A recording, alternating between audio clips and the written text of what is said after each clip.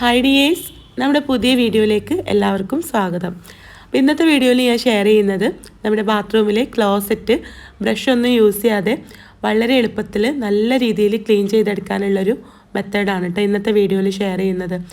നമ്മൾ മുമ്പ് bathroom ക്ലീനിങ്ങിൻ്റെ video ചെയ്തിട്ടുണ്ടായിരുന്നു. അപ്പോൾ അന്ന് ക്ലോസറ്റ് മാത്രം നമ്മൾ ചെയ്തിട്ടുണ്ടായിരുന്നില്ല. അപ്പോൾ അതാണ് കാണിക്കുന്നത്.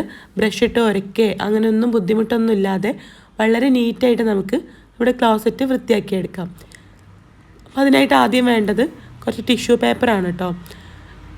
അപ്പോൾ ഞാനിവിടെ ആദ്യം ഫ്ലഷ് അടിച്ച് അതിലുള്ള അഴുക്കൊക്കെ ഒന്ന് കളഞ്ഞെടുത്തിട്ടുണ്ട്. ഇത് കാണുമ്പോൾ തന്നെ നിങ്ങൾക്കറിയാം ഒരു യെല്ലോയിഷ് കളറിലാണല്ലേ ഇതിൻ്റെ അടിഭാഗം കാണുന്നത്. അപ്പോൾ 2-3 ദിവസം വെള്ളം ഇതിലിങ്ങനെ ഇരിക്കുന്നതുകൊണ്ട് തന്നെ 2-3 ദിവസം നമ്മൾ ക്ലീൻ ചെയ്യാതെ വെച്ചാൽ തന്നെ കളറൊന്ന് ചേഞ്ച് ആയിട്ട് വരും. നമുക്ക് എല്ലാവർക്കും ബുദ്ധിമുട്ടുള്ളൊരു കാര്യമാണല്ലേ ക്ലോസറ്റ് ക്ലീൻ ചെയ്യാന്ന് പറയുമ്പോൾ. പിന്നെ ഒരുപാട് സമയത്ത് ഒരൊക്കെ ബുദ്ധിമുട്ടൊന്നും ഇല്ലാതെ നമുക്ക് വളരെ എളുപ്പത്തിൽ ക്ലോസറ്റ് നല്ല വൃത്തിയായിട്ട് ക്ലീൻ ചെയ്തെടുക്കാൻ പറ്റും കേട്ടോ.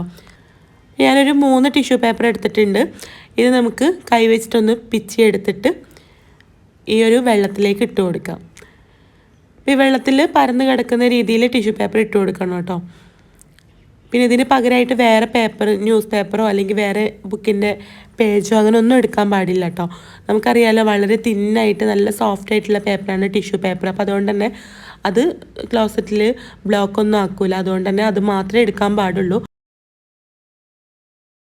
അപ്പോൾ ഇതാ ഞാനിവിടെ ഒരു 3 ടിഷ്യൂ പേപ്പർ കൈ വെച്ചിട്ടൊന്ന് പിച്ചെടുത്ത് ഈ വെള്ളത്തിലേക്ക് മുഴുവനായിട്ടും ഇതിലിങ്ങനെ പരന്ന് കിടക്കുന്ന രീതിയിൽ ഇട്ട് കൊടുത്തിട്ടുണ്ട്. ഇനി ഇതിലേക്ക് വേണ്ടത് കുറച്ച് ഉപ്പാണ് കേട്ടോ. ഞാനിവിടെ 2 വലിയ സ്പൂൺ ഉപ്പ് എടുത്തിട്ടുണ്ട്. ഈ ഉപ്പ് നമുക്കിതിലേക്ക് ഇട്ട് കൊടുക്കാം. അണുക്കളൊക്കെ നശിച്ചു പോകാൻ വേണ്ടിയിട്ടാണ് കേട്ടോ. നമ്മൾ ബാത്റൂം ക്ലീനിങ്ങിനും ഉപ്പാണ് യൂസ് ചെയ്തിട്ടുണ്ടായിരുന്നത് ബാത്റൂമിലെ. ആ വീഡിയോ കാണാത്തവരുണ്ടെങ്കിൽ അത് കണ്ടു നോക്കണം കേട്ടോ.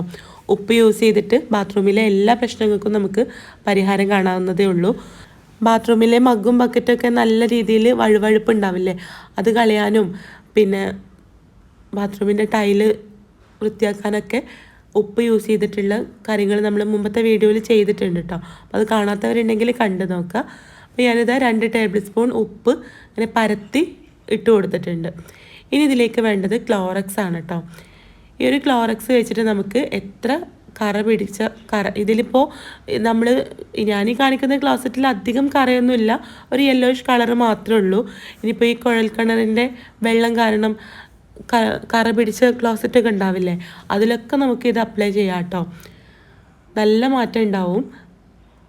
ടൈലിലുള്ള കറയാണെങ്കിലും ക്ലോസറ്റിലുള്ള കറയാണെങ്കിലും ഒക്കെ ഈ ക്ലോറക്സ് വെച്ചിട്ട് നമുക്ക് നല്ല രീതിയിൽ വൃത്തിയാക്കാൻ പറ്റും. നമ്മൾ എന്ത് പ്രൊഡക്റ്റ് വെച്ചിട്ട് നമ്മൾ വൃത്തിയാക്കി എടുത്താലും ഈ ഒരു ഷൈനിങ് നമുക്ക് കിട്ടൂല കേട്ടോ. നല്ല രീതിയിൽ നമുക്ക് വെളുത്ത ഒരു കളറ് കിട്ടും. അപ്പോൾ ഞാനിവിടെ ഒരു 1/2 കപ്പ് ക്ലോറക്സ് ഇതിലേക്ക് ഒഴിച്ചു കൊടുത്തിട്ടുണ്ട്. നമുക്കറിയാമല്ലോ നല്ലൊരു ബ്ലീച്ചിങ് ഏജൻ്റാണ് ഈ ഒരു ക്ലോറക്സ്.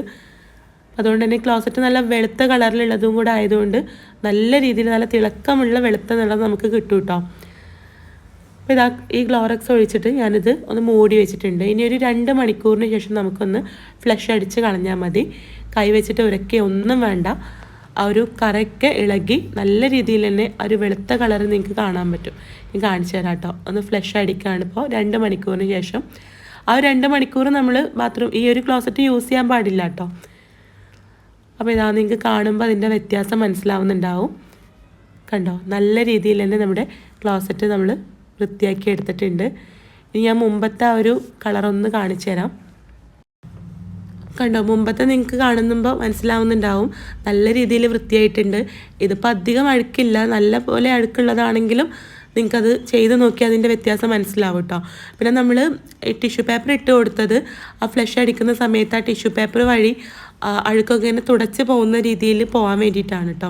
അതിനുള്ളിലുള്ള പൈപ്പിൻ്റെ ഉള്ളിലുള്ള കറകളും കലകളും ഒക്കെ പോയിട്ടുണ്ടാവും. അതുകൊണ്ട് തന്നെ അവിടെയുള്ള അണുക്കളൊക്കെ നശിച്ചുകൊണ്ട് സ്മെല്ലും കാര്യങ്ങളൊന്നും അങ്ങനത്തെ പ്രശ്നങ്ങളൊന്നും ഉണ്ടാവില്ല കേട്ടോ. പിന്നെ സെപ്റ്റിക് ടാങ്ക് നിറയോ എന്നുള്ള ഡൗട്ട് ഉണ്ടാവും ചിലർക്കൊക്കെ, അതിനുള്ളിലുള്ള അണുക്കളൊക്കെ നശിച്ചു കഴിഞ്ഞാൽ.